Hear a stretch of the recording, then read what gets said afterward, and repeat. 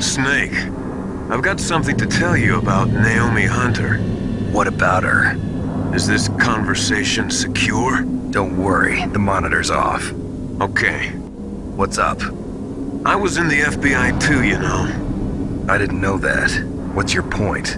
Dr. Hunter's story about her background, about her grandfather being an assistant secretary to Hoover in the FBI. Yeah? And then going undercover to investigate the Mafia in New York. Yeah, what about it? It was all a big lie. What did you say? It was really bothering me. Why would she lie about it? She lied? She might be a spy. Ridiculous. Come on, even a high school student could see past it. The head of the FBI at that time, Edgar Hoover, he was a well-known racist. Didn't Naomi say that her father was Japanese? Yeah. Well, back then, there wasn't a single Asian investigator. Also, in the 1950s, the undercover mafia sting operations hadn't even started yet. They first started in 1960, in Chicago, not New York. But you better check it out. The chief and the president mysteriously dying, and that ninja? Too many strange things are happening. are you saying that Naomi might be behind it? I don't know. Either that, or she's working with the terrorists. Could it be? If I find out anything, I'll call. In the meantime, be careful.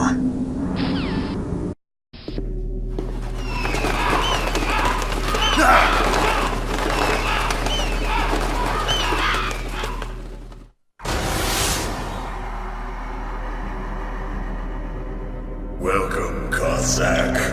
This is the end of the road for you. Right, my friends? Listen, they agree. Ravens aren't scavengers like most people think. They're simply returning to the natural world, that which is no longer needed. Sometimes they even attack wounded foxes. You were the one in the M1 tank? Must have been a tight fit for a big boy like you. But that was no true battle. The Ravens and I were testing to see what kind of man you were. The judgment is decided. The Ravens say you are a true warrior.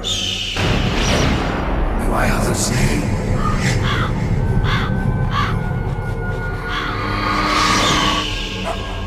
I can't move. The Raven has put the mark of death upon you. Blood from the east flows within your veins. Your ancestors too were raised on the barren plains of Mongolia.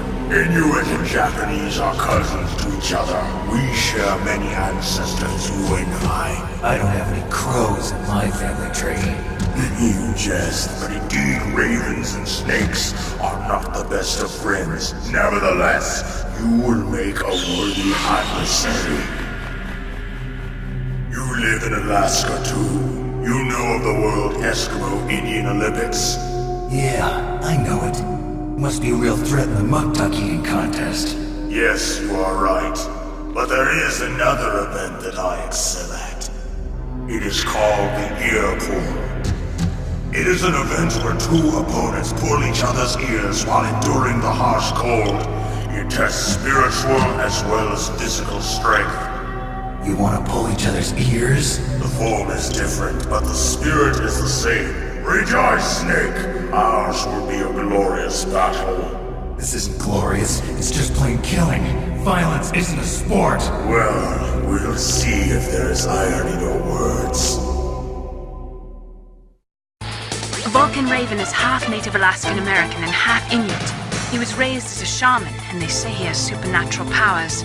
During the Cold War, he trained in Russia with the Bimpel, the Soviet Special Forces. In 1993, he was demoted by President Yeltsin following his coup d'etat, so he fled the country and became a mercenary. After that, he joined those rent-a-war bastards at Outer Heaven, Inc. He stayed there until he joined us in Foxhound, next to a strong recommendation from Revolver Ocelot. That cannon he's holding is a 20mm Vulcan gun. You usually see them mounted on fighter planes. You can't take him on in a firefight. He'll make mincemeat of you. He's not just strong, Snake.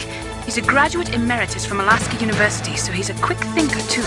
In any case, you'd better not try to attack him from the front. Normal weapons are no match for his 20mm Vulcan. Try to attack him from the sides or behind.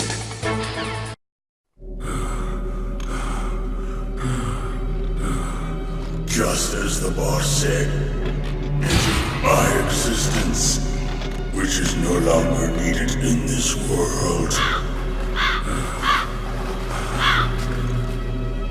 But my body will not remain in this place. My spirit and my flesh will become one with the ravens. In that way, I will return to Mother Earth who bore me. Snake! I will be watching you. Understand?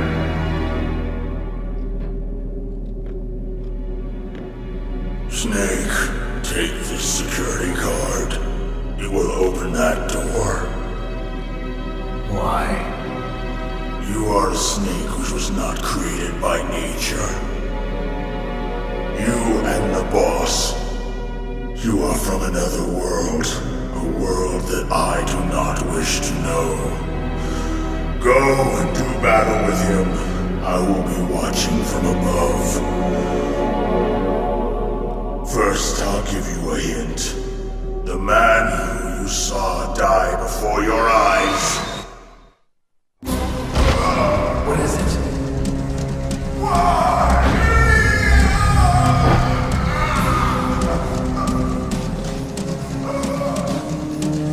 That was not the Darber Chief. It was Decoy Octopus, a member of Foxhound. He was a master of disguise. He copied his subjects down to the blood.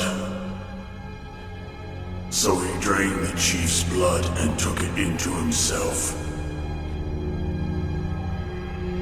But he wasn't able to deceive the Angel of Death. The Angel of Death?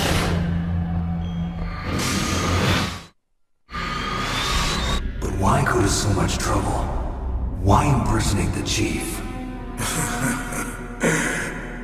That is the end of my hint. You must solve the rest of the riddle yourself.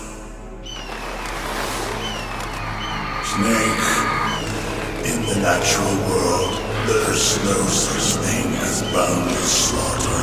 There's always an end to it. You are different. What are you trying to say? The path you walk on has no end. Each step you take is paved with the corpses of your enemies. Their souls will haunt you forever. You shall have no peace. Hear me, Snake. My spirit will be